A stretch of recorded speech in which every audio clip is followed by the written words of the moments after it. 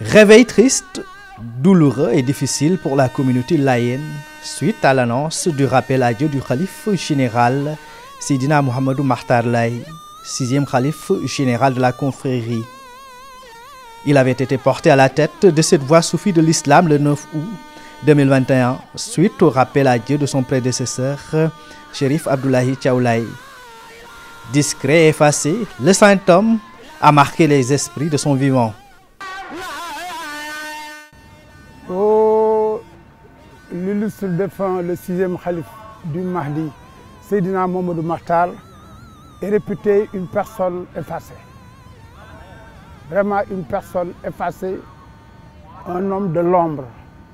Plus de 30 ans durant, avant qu'il ne soit calife, beaucoup de Layènes ne le connaissent pas. Beaucoup de Layènes, surtout parmi les jeunes, ne l'ont jamais vu ou entendu parler.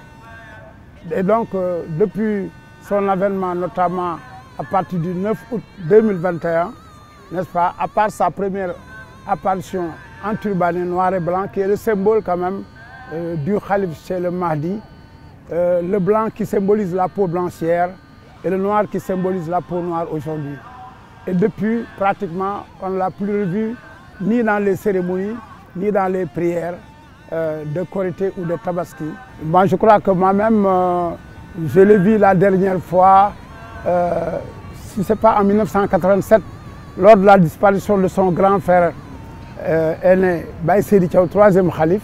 Autrement dit, on ne le voit presque pas en public. Sa discrétion légendaire et son érudition ont fait de lui un homme de son époque, un grand contemporain. Ingénieur de formation, il était également un expert en télécommunication et en informatique. Autant il était quand même dans l'ombre, comme on dit, mais il avait beaucoup de projets pour la communauté. N'est-ce pas? Il avait beaucoup de projets pour la communauté. Parce que c'est d'abord, en dehors de l'arabe qu'il a quand même appris, et ensuite qu'il a poursuivi au niveau du Maroc avant d'atterrir en France.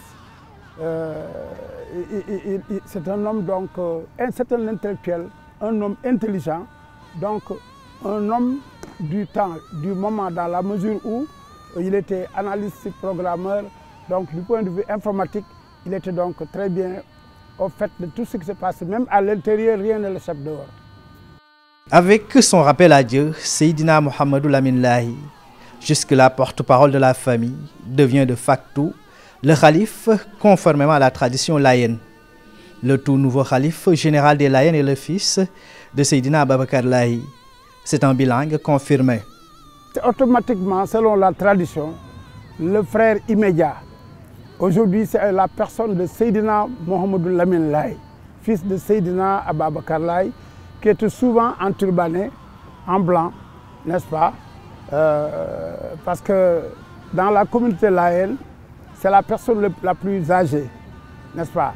Depuis le premier calife qui a été précité, Seydina Issa Rouhou Laye, que le prophète alayhi salam avait dit que il sera mon calife, il me succédera pendant 40 ans. Depuis que également il a été investi de cette mission, il a régulièrement ouvert les cérémonies de l'appel à Cambérène, n'est-ce pas?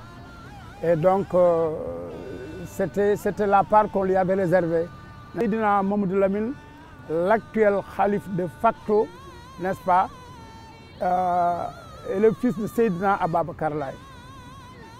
Donc, qui a également fait ses études chez le professeur, l'éminent imam Sakhir Gaye, avant d'aller au Maroc pour suivre ses études.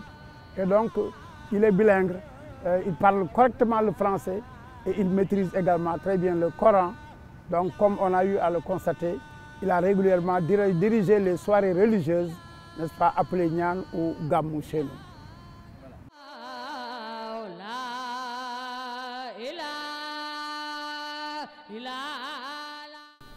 La communauté layène pleure ainsi son calife général Mouhamadou Makhtar Laye. Dès les premières heures de sa disparition, son mausolée est devenu le point de ralliement de nombreux fidèles.